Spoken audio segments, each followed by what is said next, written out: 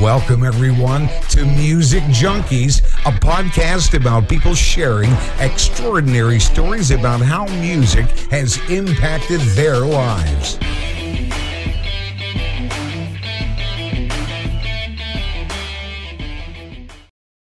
Welcome, everyone, to Music Junkies. I'm your host, Annette Smith, and our guest today is a great friend of mine, Mike. Actually, he was a referral from a really good friend of mine in Fort McMurray. Did you know that Ryan Jeffries said need to get you on the show? Did you know that? I didn't know need. I did hear that he said I should be on the show, though, so that's exciting. He did. So after our interview, he was like, you got to get a hold of this guy, Mike, in Edmonton. He's amazing. He loves music. It will blow you away, the types of music that he likes from how he looks. And I'm like, okay, done deal. And I think I texted you right away and said, yeah, you need to be on the show. That's awesome. So I'm excited. Thanks for joining us. I wanted to ask you how your process was putting your list together. And if you were to describe your playlist to somebody, what would you say?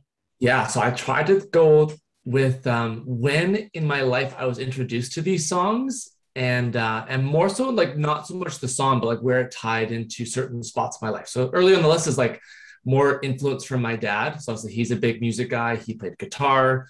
He taught me how to play, and then Google took over from there and taught me the rest. And so I just remember like being in his car and putting a cassette in, and and just me and my two brothers listening to that, and then kind of transitioning through me growing up and getting to different genres of music, and then being in a band, and then kind of getting into some different stuff, and then being a dad and family vacations. So it was a lot more of like, obviously I like all the songs on the list, but it was more so like how that changed certain parts throughout my life. Yeah. And I listened to again a couple of your other shows. I was like, oh man, that was a good song. I should have put that on there. So it was hard to get it down because I really do like a lot of different types of music. But yeah, I kind of focus more on like the rock side of things today, opposed to the guilty pleasure pops and whatever else. I love it. I love it. So we're going to start with your first song. Sure. And chorus. So I haven't ever really heard this song before. Yeah. So this song, again, like when the minute that song starts, like that is like, I'm in my dad's car, and I don't even remember what kind of car it was. It'd be cooler if I did. But yeah, like my dad would have his cassettes in the front, and you'd pop that one in. And me and my brothers thought it was so funny because there's a line in the song that says, hold your noses, like the little bridge part in the middle. And we thought that was like the funniest lyric in the world. And I honestly like never listened to that song now, but it's just so much nostalgia to it. And that's one of like the first like songs I remember. Right. So like that one kind of like holds a cool place, I guess, for me. And I like the electronic kind of style pop too. Like I'm a big fan of that. Yeah. So what kind of car did your dad drive? Yeah, I'm trying to remember. Like it was gold, and it had like soft gold, like tan seats on the inside. That's all I remember. Do you remember wearing seat belts? Kinda. I remember like, well, not my dad's car, but I remember like being the old station wagons, right? And then you sit backwards and you look at the cars behind you. Yeah. Right. But my friends had that. So like whenever her mom would drive us home from school, like I thought it was the best. Right? Like, oh yeah, that car's about to hit me. What about smoking? Dad smoke a lot in the car when you're in there? Never smoked? Dad never smoked, but I do again. Like I remember going to the lake with another friend's buddy, and like he flicked the cigarette out the window. It went out one window, back in the back row, landed on my friend's sister's lap, and she just patted and she chucked it out, right? But for sure remember that. And then then my, I guess, great uncle, like he was a big pipe smoker, so not so much in the car, but yeah, like that was for sure a lot more commonplace. I guess still is now, but it's just, yeah, for sure. Just back in the day, the windows would be rolled up, like a little crack. Yeah. Right. Just enough to get the smoke out. The kids in the back seat, like dying from secondhand smoke. Yeah. Well, it was a workout to lower it. So you don't want to lower it too much, right? Like it was a workout to lower it. I would love to do that, buy my kids a car one day and have roll down windows. Yeah, no air conditioning, and just roll it by hand and see how it goes. What's your favorite memory of obviously driving in that car and going somewhere? Like, were you going to like a family vacation that you were like, this is amazing? It's kind of like a really awesome That's memory you have. that's a great question. Like, I don't remember a whole lot. Like, I know that my mom was for sure more of like the drive us around while dad was working. So, but I don't remember driving with my mom. So like, sorry, mom. So I think that maybe that's what kind of stood out is like dad didn't drive us a whole lot. So when he did, and then he put the music on, like that was a little bit more, I guess, memorable. Yeah. Um, Vacations for sure when we got older, like that's where I look at the music that my mom let us play in the car. Like my older brother would like play some like Offspring stuff, and like the lyrics were not awesome. You know, it's like, oh my gosh, like we listened to that. Like how old were we? But yeah. And then Is your mom a big music listener? kinda like not so much right now. Like also like she'll like whatever's on like Joe FM, like in Edmonton, like she'll like listen to that stuff. But no, not really. Like my dad is for sure more the music person. Yeah. Awesome. Ready for the next song? Yeah, I am. Ray, I love this song, Cats in the Cradle. And so many people have redid this song. So I love that you picked Henry Chapman. Like out of all the different artists that have did this song, I was like, oh, that's an interesting artist for him to pick to do this song. And again, like my dad for sure. And because it's just like this is the style of music that he listened to. And I just love the way that it tells a story. You know, like it's not just like random lyrics and then like a catchy chorus. Like it's like the chorus, like it adds on, and the chorus makes more and more sense as the song keeps on going. And like, yeah, you think about the lyrics and like you start crying. It's true though. It's so true. And not to get like too whatever, but so like again, like my background is I taught high school for 10 years. And also I was in finance for part-time for 7 before I transitioned to WG full-time for the last year. And like honestly, there's like songs like this were like a big driver for that. It's like that time. And I want to say no because I say no, not because money or time says no for me. And I think this song is like a good little reminder of that. Like, you know, time's pretty short and those memories or whatever. And I think COVID again was really bad for a lot of people, but for our family, it was awesome because we got a pretty tight knit bubble.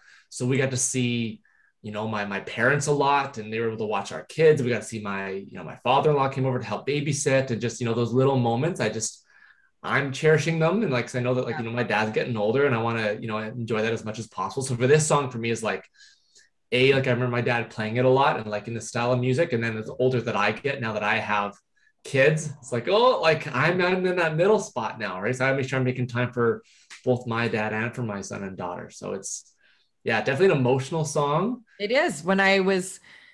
I always listen to people's playlists like 5, 6, 7 times, mostly because I just love it. And then obviously I love music, but I like to listen right before.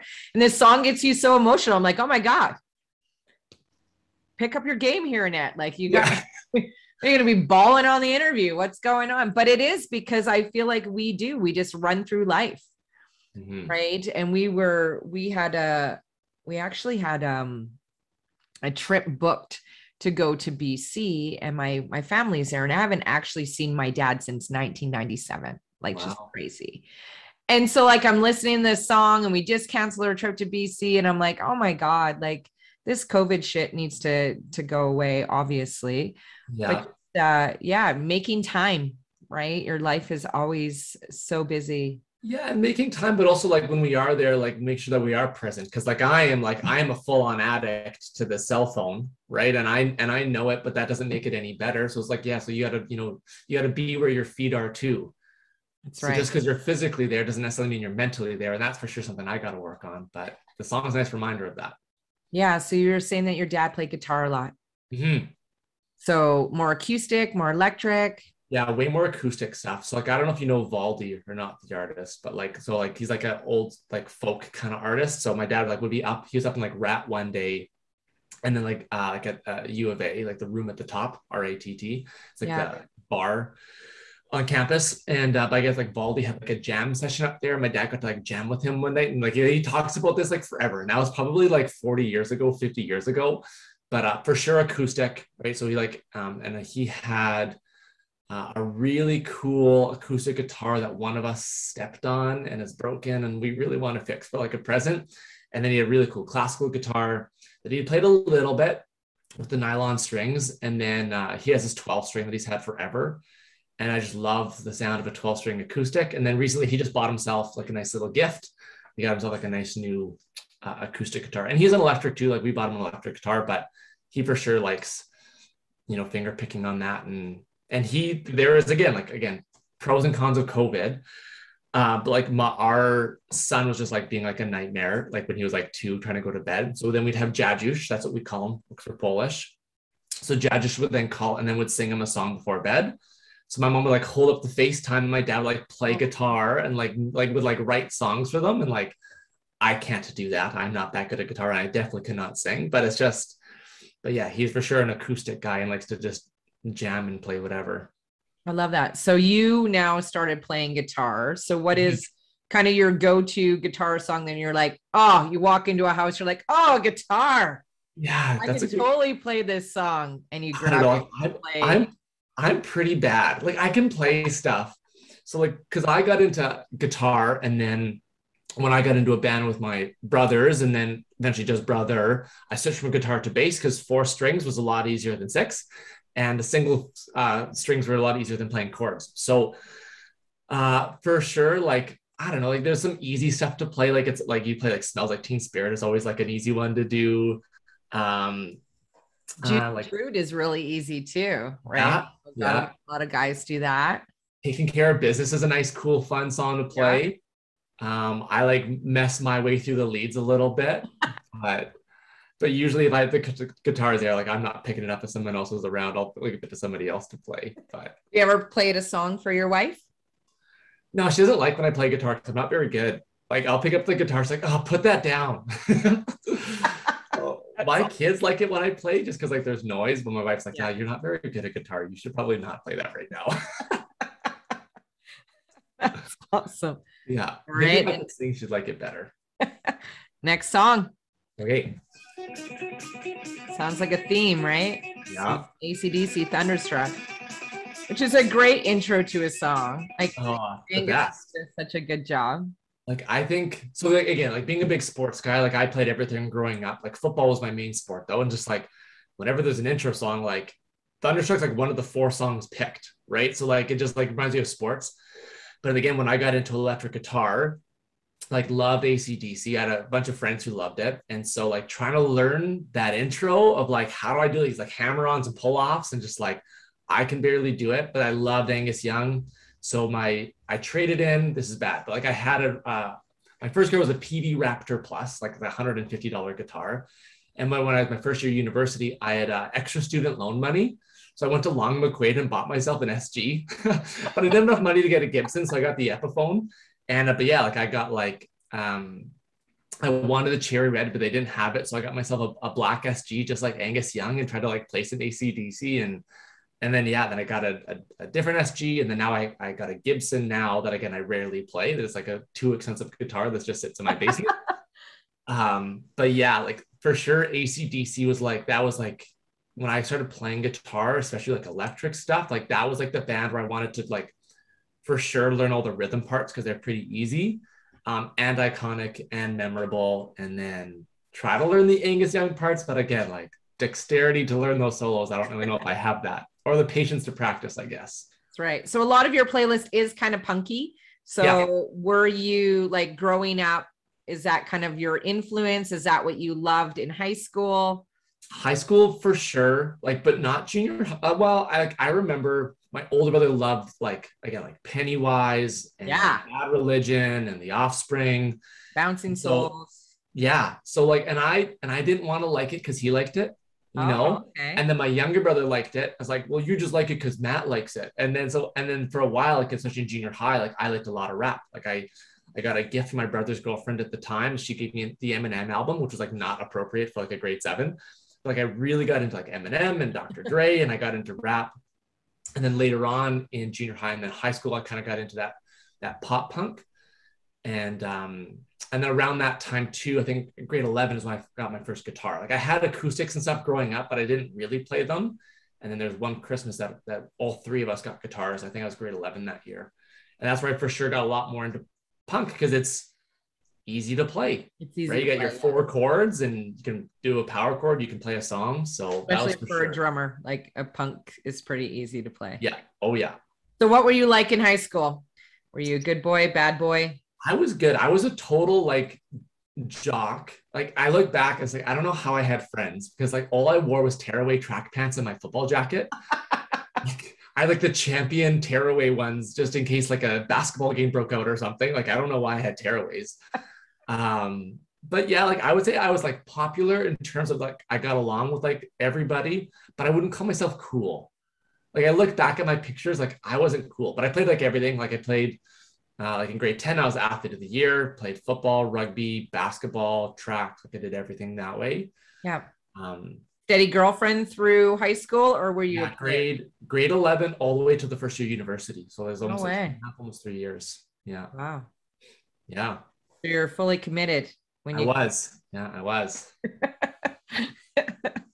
Was she the cheerleader or No, so there's actually she was a dance was her big thing, but before we started dating, there was another girl that had a crush on me, and she thought if she became the cheerleader because I was the quarterback, that I would then like her more, and didn't work out that way.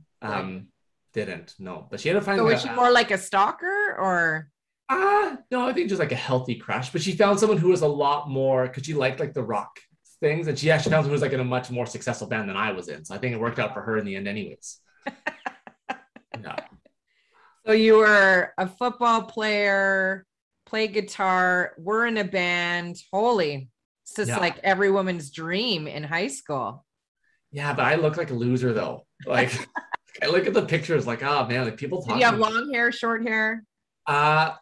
It was like short-ish, but like again, like there was like no product. Like I had like zero style. Like I look at like my grad picture and there's like random like just gel in my hair, like in a random direction. Like I didn't know what I was doing. It's like the dippity do like from the counter or something, you know. There is no style. Do you ever get in any trouble in high school that you never got caught for? I was a pretty goody two shoes. Like I drank a couple times, but not really. But I was like terrified of like what my mom would say. Dad kinda, but like mom was for sure like the disciplinary, and like I did not want to get in trouble. And my older brother for sure did. You know, like he for sure pushed the boundaries more than I did, and I just didn't want to do that. Yeah, for sure, a mama's boy, like 100%. I love it. I love it. All right. Speaking of some punk. I just like the intro of this song. Hey, Yeah. What's My Age Again? So good. Yeah, it's a great song. I think Blink-182 for me. Well, I again like say what you want about their musicality, but like they for sure I think like transformed that pop punk genre. Like again, like they weren't the first punk band, like for sure, but the way that they could like bridge that, and like I could watch them talk in interviews and DVD, like like their DVDs and stuff like that. Like I could watch that stuff forever and watch Tom DeLonge talk about his alien conspiracies. Like it's just crazy, right? And then now Mark Hoppus is going through cancer treatment right now, so following that, and Travis Barker I think is just a phenomenal musician, and now he's bringing kind of pop punk back with Machine Gun Kelly and all these other guys. So I just think that they were such a trendsetter, and they found a way to like take like average musicianship into some pretty cool catchy songs, and like they were like one of the big reasons why I think I kind of got into like that pop punk genre, just because you heard them on the radio, right? Like you could watch them on Much Music, like you'd sit down and watch the music videos, and like I loved it. It was neat to see that because like you would never hear Pennywise on the radio or on Much Music. So this was like a little taste of like punk-ish in some mainstream. What's your favorite concert you ever been to? Blink-182 for sure. Like I remember it was like I felt so bad. So I played junior football with the Edmonton Wildcats, and then I played at the U of A afterwards. But I remember I would have been my rookie year maybe, so I wasn't very good. So it wasn't a big deal that I left practice early. But they were in town, and it was like a Thursday night, and we had practice every night, like whatever 6:30 to 8:30. Like I left practice early to go to this concert, and like I'm like sweaty, like booked it to Rexall in Edmonton and to go watch the show, and just like I think it was the first time that I ever saw them play live, and it was just like iconic, right? Because I've just listened to them for so long. My first ever concert though was Christina Aguilera. Oh wow! Genie in a Bottle tour. Wow, what row were you in? No, we were in the lower bowl. Okay. We weren't on the ground, but it was like, yeah, McMaster and James, and I forget who else was there, but it was just like 7 pop bands and like my first ever concert. Yeah. Wow, that's an interesting. Yeah. Mine was Iron Maiden. Yeah, that's a little different. And yours about you're probably more proud to share. Yeah, Christina Aguilera. Yes. So, did you ever listen to any hair bands growing up? Any 80s hair bands? Not really. I feel like I kind of skipped that. So again, like when I started playing music, and again, like I had a lot of buddies that were also they like the ACDC and like that kind of genre. So also like you start to like work your way through the time period to see what you want to play. So but again, like those, I find those hair bands are like, they're so big on like the big, like power solos. And for me, it's like, I just never could play a solo. So like it wasn't as attractive for me to learn that stuff. Yeah. But So what about if you could pick any front man in a punk band, who would you be and why? yeah, again, like I'll go back to Blink 182. And if you could say Tom DeLonge, because he is just like his carefree personality and his like his energy, I think would be so fun to be someone like that. Cause that's just like, I'm an extroverted introvert. Yeah. You know, like I'm in a big room. I am not starting conversations, but around friends, I'm nice and I can, talk to anybody. So whereas him, like he is like the extrovert of extroverts. So I think it'd be kind of fun to be a guy like that, where you just walk in like, okay, tonight's going to be fun because he's here and the whole room knows it. I think that'd be kind of neat. And then, yeah, I just think he's like an average singer, but he pulls it off so well. Yeah. Like he was, and he just writes some pretty catchy stuff on guitar. Like musicality wise, again, maybe you could debate that, but like, I don't know, it's catchy, right? And they got famous for a reason, I think. That's right. They absolutely did. And they kind of paved the way for a lot of like Sum 41 and all these other people, Yeah, right? 100%. All right, next song. Home in the Heartland. 10-second epic. So again, This is a really cool song. So they're out of Edmonton. So my brother played soccer with their lead guitarist, Dan Carrier, went to high school with their bassist, Sandy. And then it was really neat. Then I taught with Andrew, their singer's wife, and because we grew up together. But they were like the Edmonton band, right? Like there was like a pop rock show. Like they were like on the bills, like them and Drive By Punch out of Edmonton. Like, no way. They're like the two big bands. So like, and then eventually they got into Much Music and they did a song with Lights. I forget what it was called, but like they were just awesome. And any time that they could play a show, like I wanted to be there. And like they would sell out Starlight Room, like no problem in Edmonton. Like that's our like middle-sized venue. And so Home in the Heartland is for sure, like it's about Edmonton. And like and it's like a 5-minute long song. It's probably too long. But yeah, just like that opening riff I thought was so cool. And I remember like, because I can't read music, but I could read tabs, right? Like tablature. So I remember like messaging Dan Carrier on Nexopia when that was a thing. It was like before Facebook. And I was like, hey, can like you give me the tabs for Home in the Heartland? And then he just didn't answer me. But that makes sense though. But yeah, that song I think is just like, if you ever went to a 10-second epic show, like when the chorus hit, like the band didn't need to sing it. Like everyone in the crowd knew all the lyrics. I love that. Yeah. I love that anthem style for sure. So you're married? I am married. How long you been married? 4 years. Okay. So how long, like when did you guys meet, or how did you guys meet? Yeah. So weird story. So we met. Well, I don't know how we didn't know each other in university, because we both went to the U of A. We got our ed degree and our phys ed degree. I graduated 2010. She graduated 2011. We had like similar friends, but we didn't really know each other until she was student teaching. She was my older brother's student teacher. And then I got the job at the school and we kind of met there. And then after she finished her student teaching, we started kind of seeing each other. Again, I invited her out to some shows and she didn't run away. So that was promising. And then, and we just started seeing each other from there. And then after I graduated from school, I actually went back to school to play football at U of A. I was a special student in the faculty of phys ed. As long as I took 3 classes per semester, I maintained my eligibility. But like I was taking random courses. Like I wasn't working towards another degree. I just wanted to play football for another 2 years. Mm-hmm. So, but yes, we met through education. And then same thing. She taught for maybe 6 months, realized that she wanted to hit kids too often. So that's not a good skill set for a teacher. So she left. It's probably a good thing, but it would be nice to hit a couple kids for sure. It would be nice. But being phys ed, I mean, I kind of could do that. Like let's play dodgeball today. Dodgeball, and buddy, you're on the other side. Oh, sorry, that hit your face. Sorry. I was aiming lower, I promise. What do you love most about your spouse? Yeah, like for sure, independence. Like, so like she is way more handier than I am. Like when we built our deck in the backyard, like she was our lead foreman, and right now we're like putting in a new closet, and she yelled at me because I took all the drills to the football locker room yesterday for practice because she's like building our closet. And then yeah, like she's just super independent person. So we're really good to kind of like do our own things and then do things together.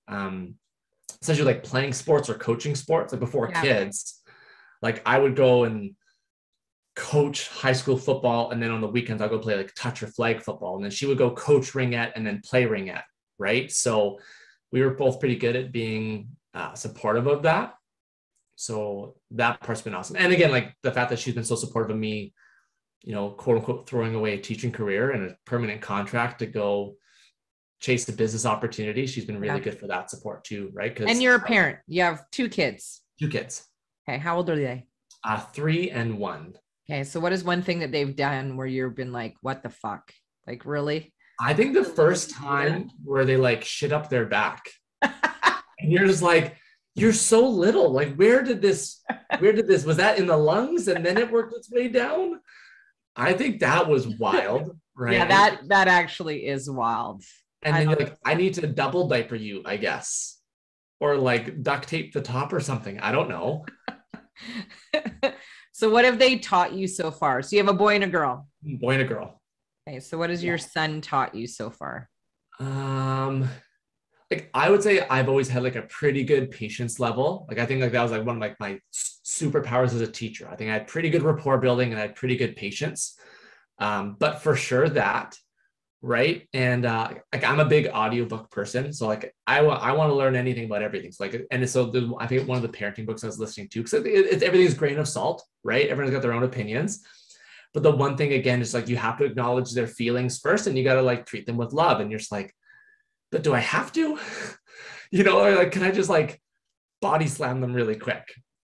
Right? Because there's even times when my wife went to go play slow pitch last night, and Riley was having none of it. Right? It's like, I want mom, I don't want dad.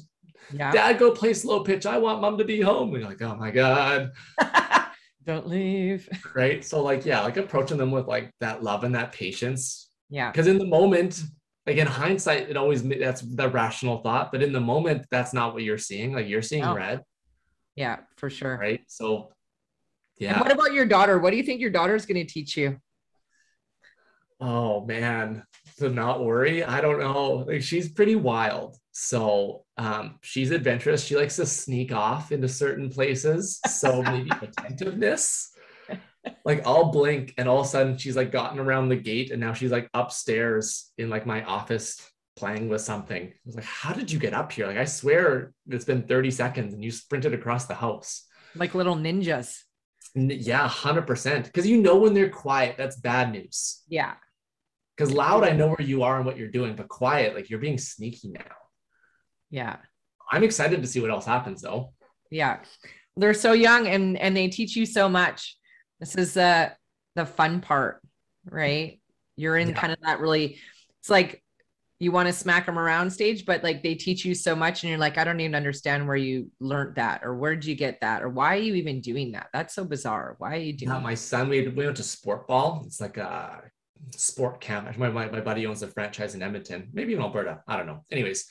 And so like they finished at the last day, like, oh, like, what do you want to be when you grow up? And Riley's like, I want to be a doctor. I was like, you've never said that ever before. Do you even know what a doctor is? Like, but I was like, I want to be a doctor. Okay. Hey, that's what we're going for. I love it. All right. This next song was Interesting to see on Spotify, just because it says Oceans Ave.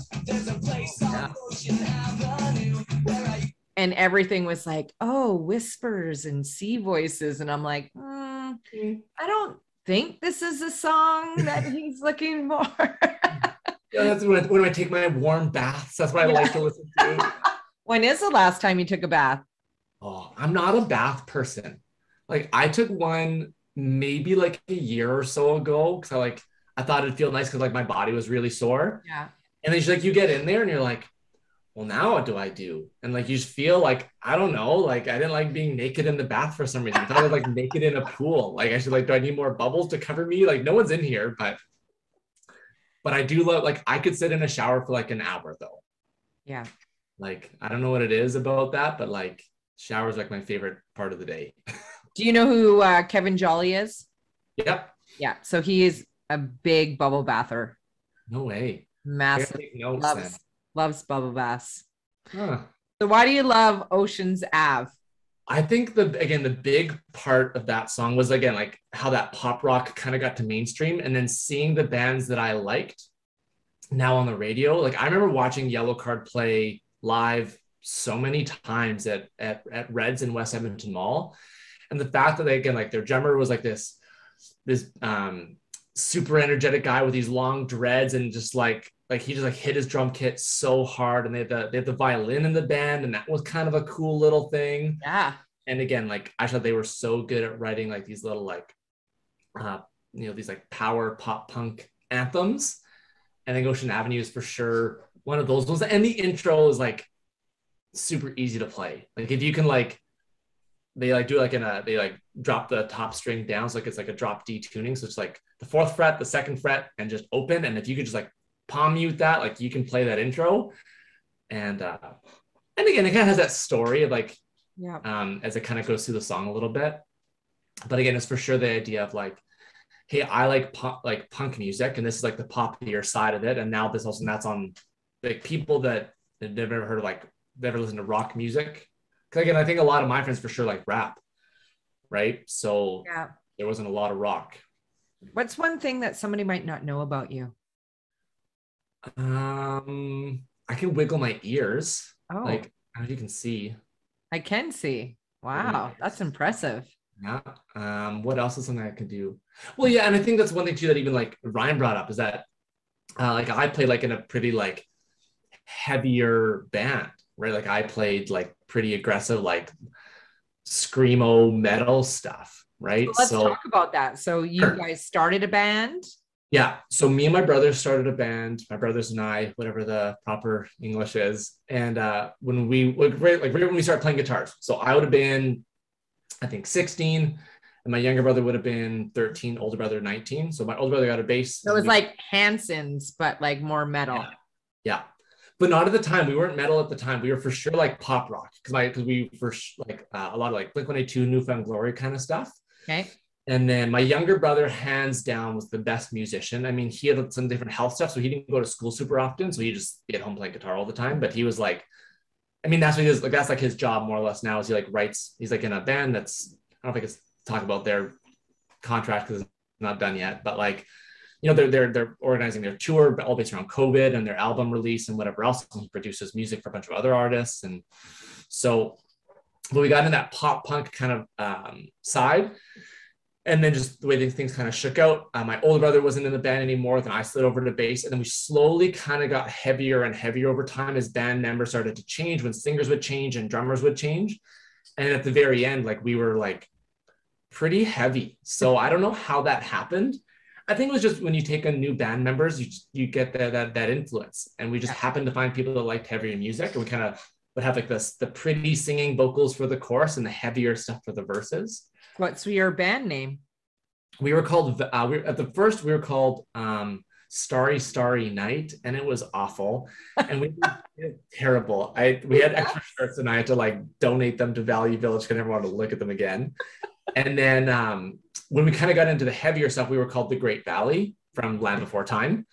And then we actually got a cease and desist email from a band out of the US because they were called The Great Valley and like copyrighted, trademarked. Oh. We had to like change our name from the Great Valley to Valley. So we played under Valley for a few years, and then we stopped playing when our singer actually joined the military and then moved out east. But now there's a pop, like electro pop band out of Ontario called Valley. So if we make a second run of it, we got to pick another brand new name. But what'd you love most about being in that band? I think the energy of performing is just unreal. Like I contributed very little to the writing of the songs. Like I could have ideas and I could like hum them, but I couldn't tell you where that goes on the instrument. So writing was really fun. And I thought we had a really good group of like, hey, we're going to throw an idea out there. And once we throw an idea out there, it's no one's like personal idea. So if we say it's shitty, we're not judging you. Or if we say it's awesome, we don't think you're the greatest person in the world. It's just like, it's an idea. And we were really good, I thought, at writing collaboratively, whether it be the lyrics or the drum parts or the guitar parts, song structure. Like for sure, my brother would write like 90% of it. But that part was fun. And then playing shows was just amazing. Like you get to go in there and you build relationships with the other bands, and then seeing, because again, like we played heavy stuff, right? So the crowd gets pretty like energetic, and there's mosh pits and there's like people fighting, and you're like, my music made people fight. Like that's kind of like exciting. Yeah. Did you have lots of groupies or lots of followers? Kinda, but more so because we played with similar bands. Like we played with a band called Randy Graves a lot out of Edmonton. And there's a band out of Red Deer called Dusty Tucker. So we played with them a lot just because we were that like southern rock hardcore kind of sound, and there wasn't a lot of bands playing that in Edmonton. So we see like similar people over and over again, but we didn't really have like huge like fan people, more just like other band people that liked us. And then we just peer pressured our friends to come out and like our music. I love it. I love it. All right, next song. Hit or miss. So we're just talking Newfound Glory. It's a great beginning. Is there a certain memory or... Yeah. But again, same thing. Like I think it's that same idea as kind of that Yellow Card. Like they're like maybe more on that the punkish side, maybe a little bit less pop, and not so much hit or miss. But like you'd hear Newfound Glory on like video games, right? So you'd be like Madden video games. Like like I have seen them in concert like 8 times. And so whenever I'd go to Warped Tour down in Calgary, because they would never come to Edmonton, like Newfound Glory would always be one of the headliners. Yeah. So to watch them play live, and again, like simple-ish songs, but just like really like energetic. Like I could listen to Newfound Glory probably for any time of the day, and I could find a song that would like suit for it. So yeah, I would say that again, like that's kind of like the genre when we first started playing music that we started to kind of, aspire towards. Yeah, I love it. So do you have a hero, somebody that you admire, look up to? So for sure, for athlete growing up, so Mike Vick was a quarterback for the Atlanta Falcons. And then he had like some awful legal issues where he had like a dog fighting ring and stuff. So like not super cool. I went to jail for a while. But I just like, again, like for him, he was just like so athletic. And like he was like one of like the fastest players in the NFL, and he was a quarterback. And so I was a big football guy, but I always watched CFL. I never really watched the NFL, but he got me hooked into the NFL, and I would like put his jersey on and like watch him play and join like his Mike Vick fan group. And then there's like you build like this weird like online relationship. And this one lady, her username was Sweet Pea. No idea who she was, but like Mike Vick had these like do you remember like Flutie Flakes? Oh, it's like Doug Flutie had these Flutie Flakes, but like so Mike Vick had those, but he had like his Mike Vick Flakes, and she like bought a box and like mailed them to me. And she was from like Georgia, and she like sent them to like Edmonton, Canada, right? So probably Mike Vick, that spot, and like there. But outside of that, like I don't know, not really. Yeah, it's funny that you said that. Just obviously you look at somebody, and I always wonder if people want to meet their hero, because generally if you admire somebody, then you go meet that person, you're like, oh, that guy's kind of a douchebag, or she's like what the hell is going on? Because they do have this persona that they have to like, you know what I mean? So it's great to admire and all of that stuff, but be careful, because like you said, they could run dog shows or all the other crazy stuff that we see that we're like, oh, he was such a sweet guy. Oh, he raped 16 women. Oh, that's not good at all. No. Not as cool anymore. No. Yeah. So it's like in an instant, you're not happy with it. So what's the worst you've ever been physically hurt? There's actually been probably when I was in grade 8, I got jumped on Halloween and the guy broke my nose. Oh, really? What happened? So walk me through the story. So me and my buddy were going, so grade 8, and we were like 3 houses down from his. And he's like, I'm just gonna go home. So, well, there's 3 houses. Like, I'm gonna get all my candy I can get. So then after like the next house, there's a guy standing in the middle of the sidewalk with like a scream mask. And I just figured he was like waiting for like his like brother or whatever. And as I walked past me, it grabs like my bag, he's like, give me your candy, and then punches me in the face. So then I like kick out, and then he takes off and runs away. And so then I run to my buddy's house, but I keep my candy though, right? Keep my candy. So then I run to my buddy's house, and like they have like a very nice entranceway, like some like this nice stone on the ground. So like, I don't want to go in because my nose is just like bleeding. And I'm like a clown, so there's just like blood everywhere. But yeah, like my nose is like on the other side of my face, and the doctor had to like so this is a hand straightened nose. Yeah, hand straightened nose. It was the second time that I broke it. So that was probably the worst one. I had to get surgery. No, like they took a police report, but it's just like, I don't know, the guy was taller than me wearing a scream mask, and he ran into the ravine afterwards. Like, you're not going to find people like that. You're not going to find him. But like that. And then like in my pinky, I like dislocated it, and like it went, like the bone went through the skin, but like I can't like straighten it. And if I do, it like goes back, and I can't bend it past like 90 degrees because I had like pins and stuff put in. Yeah. But it's not bad. Like it only sucks when you eat M&Ms and they drop out the bottom. The pinky is essential for holding on to snacks. I love it. I love it. Do you have any pet peeves? Like I'm a big I'm a big like rule follower and like etiquette person. So like people that like loud eaters, and it's not a judgment on them at all, but it's just like I was always just taught of like that's not what you do. Like you don't eat loud or like chew loud or with your mouth open. And like I don't know why that bugs me. Maybe because I'm such a goody two shoes.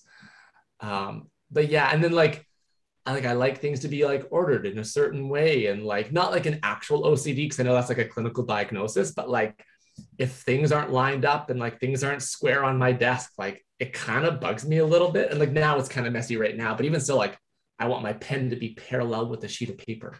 Yeah. I don't know if it's a pet peeve or not, but like I like things to look a certain way for sure. I like it. It's awesome. Next song, Best of Me. When you were gone and so alone. Yeah, the starting line, Best of Me. So again, so they were part of that same like Warped Tour circuit. And the reason I like that song so much is because they have both an acoustic and electric version.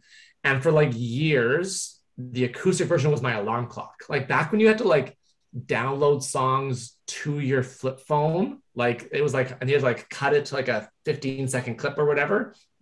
Like that intro was like my alarm clock for a super long time. And yeah, I just think it's like a super like energetic, fun stuff. And the starting line is again like a band I think they kind of evolved over time. Yeah. Now their newer stuff is a little bit less like pop punky, a little more like pop rock-y. I know those sound like the same, but a little like mature, like more, more refined maybe. Yeah. If you could be any animal in the world, what would you be? I think flying would be awesome. Like I just think if you could be like an eagle or something like that. Like I don't want to be like a little like magpie that picks through garbage. Like I'd rather be like an eagle that like goes like dives and gets a fish or something. Yeah. I think that would be awesome to be able to fly. How would you describe your mother-in-law? What animal would she be? So she actually passed away before I got to meet her, but I guess she is identical to her sister. Okay. Who I've met, and she is just like beyond like warm and inviting. So I would probably say like a gentle like bear or panda, like you know, like just like big, like fuzzy, warm, like whenever you're around, like you just like want to like hug them.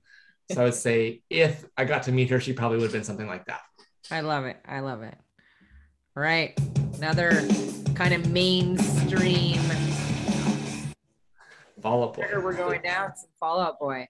Like a story for, yeah. So I probably listened to, so I'd always take the bus with my brother to school in the morning to university. And we had yoga at 8 a.m., which was like a fun class to take, but I didn't do very well in. It was because you get like evaluated on how well you hold your poses, right? Like I was not very good at it. but I loved the class. But that was like at 8 a.m. and then I had a break. So I'd always go after that class. I'd go to the 4th floor ed lounge where they had these like tables, like couches, like in squares.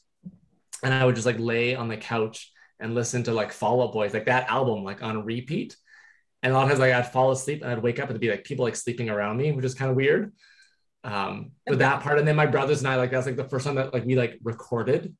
So like we had like a little, I don't know what we recorded it on, but we didn't have a drum kit, but we had a poker table with like these poker chips. Yeah. So like the little intro part with the drums, we would do that by like hitting the table with the poker chips to make the drum parts. And then we play guitar over top of it and we try to sing. And like, I hope those recordings don't exist anywhere. Because we tried to sing over it. We tried to sing in punk voices and it just sounded like we were deaf or something. Like our punk voices were just so bad. Like it was awful. It was really bad, but yeah. Love it. Do you have any big fears? Not really. No? Like obviously again, like I'm not afraid of heights, but I'm for sure afraid of dying from falling from heights. Yes. You know, like if I'm like wall climbing to me, like there's zero fear in that. Like I could go really high on a wall if I'm clipped in and whatever else. Like there's no like I look down and I panic. But like when you go into what's the tower in Seattle called? CNN. Oh, that's in. I don't know, the Space Needle, but I don't know what the real name it is. But anyways, but when you go up there and you're like on the edge, like that gives me, and I know there's a railing there, but you're like, I'm not hooked into anything. But outside of that, not really. Like I'm maybe, yeah, I don't know. Not really. No, I'm not afraid of sharks or fish or anything like I'm that. not a big heights fan. I never used to be afraid of heights, but I think the older you get, all these random things you start now, maybe because people are depending on you. Yeah. Well, and I always thought that quicksand was going to be a bigger problem than it ended up being. Like that was like a big theme growing up. Like I got to learn how to get out of quicksand. Yeah. And I don't even know where quicksand exists. So maybe that's scary for me. I don't know. Right. Next song, City in Color. Again, I love all your songs because like a lot of your songs have a really, sorry, it's not wanting to turn off for me. That's okay. It's a good song. Really cool acoustic in the beginning, and I love that. Yeah. Like I really liked guitar all the time, so I was showing him a lot this morning, so I think he's like downloading tabs or something right now. So cool. Yeah, like I really liked I liked Alexis on Fire. So Dallas Green was a guitarist, and so when he made his own band, Dallas is a city, Green is a color, so City and Color is Dallas Green. And and it was kind of neat because as I really liked Alexis on Fire. The singing part, the screaming part was kind of like what we were kind of like as a band.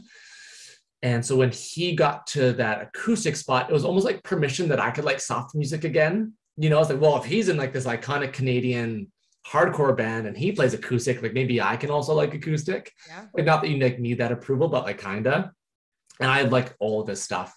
And I think Coming Home is just like it's a cool song about Canada and being on tour. And like I always had I would have loved to go on tour. Like we never did anything like that. Like, we played a show one time in Hanna, Alberta. Like that was like our biggest tour. It was like one show and then we drove back that night. But yeah, I like anything City and Color puts out there. The Dallas Green writes, like I just like it. I think he's such a good musician. Yeah, Nickelback's from Hanna. Mm-hmm. Right. My husband's parents lived there for 20 years in Hanna, of all the places in the world, Hanna. Right. All right. We got 2 songs left. Cool.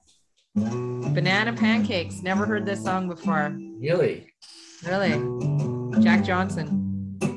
Oh, so I probably got into Jack Johnson. I think my uncle maybe introduced us. So there was one summer, my grandparents were in the financial position that they rented a giant houseboat for all of their kids and grandkids to go on a vacation. So it was like my dad, and then also like my mom, and then my 2 brothers, and then my aunt, and then her husband, and then their 2 kids, and then their kids, and then my uncle, and then his spouse at the time.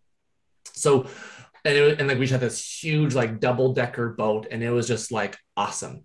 And I just remember like driving on the shoe swaps and just like listening to Jack Johnson on repeat, and it was just like the best like warm Sunny, like I love like Better Together is like I had to choose between Better Together and Banana Pancakes. I like both those songs maybe equally. But like Jack Johnson's just a really cool guy, really cool acoustic. I listen to that song and I can just like imagine like Edmonton is raining today, right? So it's like usually imagine like you look at that and you just hear it and you're like, you know what? Yeah, like let's just stay in our pajamas and we'll have some, banana pancakes and stay inside. We don't need to work. Like that part is pretty cool. How many pancakes have you ate in a sitting? Oh man, lots. There was one time in high school, we watched game film as a team for football. And then on like a Saturday, then we went out to Denny's afterwards. And I probably finished a lot of like the lineman's leftovers. Like I'm quite thin, but like I have to have a tapeworm or something because I can like eat a lot. So I don't know if I had to put a number on it, like at least like 6 or 7 Denny's pancakes. Like that's a lot. Yeah. Because they're dense. They're dense. Yeah. And you need liquid with that. Yes. So what do you put on your pancakes? Like I'm pretty boring. Like I just like maple syrup. Okay. Like so for butter? me, like so that's the funny is like I remember growing up, like we put butter on everything. Like if I had like raspberry jam toast, we always had butter on it. It was butter and then something. Yeah. And somewhere along the way, I just like stopped doing that. So maybe it's like I was like got calorie conscious. I don't know. So now I don't even put butter on my pancakes. I just put syrup. Really? I put peanut butter, jam, and then syrup. That'd be delicious. So good. Yeah. So good. Last song. Are you ready? I'm ready. All right. Lots of people have had this song on their Ryan Jeffries had this song on his. I love the Counting Crows, right? Yeah. They're great. So yeah, I don't know why, but this is like for sure like the song like in the car that you can just like sing. And like I don't even know if I could even tell you another Counting Crows song. Like name I don't think I could, but just, like that song is just iconic-ish, I guess, for me. Like it's a cool little like acoustic-ish rock song that you can belt out in the song. And again, it's got a cool little storyline to it. I don't know who Mr. Jones is, but I kind of want to know more about him. But I was a little nervous by your answer there because Ryan, if you listen to Ryan's podcast, which will be out soon, he lost his virginity to that song. So I was worried that you had it on your playlist too. And then he recommended you. I was like, whoa, has Mike ever been interested in the other sex before? Maybe Ryan and I had a moment. It didn't last very long, right? No. Last, well, as long as the song, right? Yeah. With all of obviously your experience growing up, adversities, life, family, what is something that you would share to somebody listening to the podcast? Maybe some words of wisdom, if you would. Like I am for sure like maybe the world's #1 approval addict. Like I like people liking me. And which is fine, right? Because I think there's some ways that you can leverage that to your advantage. But I think again, you have to look back at like you can't. It's literally impossible to do everything, and it's literally impossible to make everybody happy. At one spot, you're going to make somebody upset. So that's like a really good spot. We start reflecting, okay, like what do I want out of this, and then what is like the worst and best case scenario. So again, like there's little things, and not so much about approval addiction, but I wanted to do everything growing up, like music and sports and whatever. And I'm happy I did, but the jack of all trades is the master of none. And then there's always like that little bit of like, well, what could have I done? Like if I didn't play music and I just trained for football, like could have I got a shot in the CFL, or like all those like what ifs. And I don't know, maybe not. But I didn't, so it doesn't really matter. And, but I think that those little lessons of like, well, we didn't really try in music, but we had fun. I didn't I trained for football, but like that wasn't my life. And I had fun. And I also, again, like I played college. I was able to be in 2 national championships for junior football. And I think finally it got to a point where, with business and with teaching, it was like another like, okay, here's a door. What do you want to do with it? Do you want to let it close again? Or do you want to try to open it and see what's on the other side? It's like, well, I could take my leave of absence and see what happens. And that's what it was. It's like, okay, this is outside my comfort level. I'm not a risk taker, but luckily again, we were in the financial position that we could afford to take a year off of teaching without any salary coming in. But it was just like one of those moments, like that's not my personality to take risks. It's definitely like a play it safe, hedge your bet. And I'm really happy that I did. Right. So I think it's figuring out what you want and being okay that you're going to mess up and you're going to disappoint some people. Like my mom was not happy about me quitting teaching. she supported me because she loves me and she trusts me. But if it was up to her, like there's no freaking way that I, throw away that guaranteed job and pension and whatever else. Although my pension's up quite a bit since I started managing it myself. But but yeah, I think that would be it. Is it's okay if you have some approval addiction, but you got to really make sure you know what your values and what your goals are, and because that's the most important thing to you. And you got to take a little bit of risk to get some of those things that you want. Yeah, great advice. Yeah, I love the addiction, right? Just being everybody has to like me, right? We're seeing that all over social media. And then I just love that you said that it's okay. You can go try as many doors as possible, but just be okay with whatever the outcome is. I hate that when people talk about, I should have. Well, you did. And you didn't follow through. So you don't get to say that anymore. And now you get to move on. So I like that you said that, because you right away, you cut yourself off. Well, I didn't. So it is what it is. Yeah. So many people, we see that. And I think movies are generally what show us that. It's this like high school football boy, right? Didn't make it, addicted to booze. Runs down the rabbit hole, right? And it's like, oh, I should have did this. Well, you had a chance to do that. You didn't do that. So you don't get to talk about that anymore. So go find so now what? That's right. So thank you so much, Mike, for being on the show. I appreciate it. Oh, it was fun. I had so much fun. Awesome. And I thank you for your time, and anyone and everyone listening, go like, subscribe, follow Music Junkies. And I hope you had a good time today. Yeah. Thanks for having me.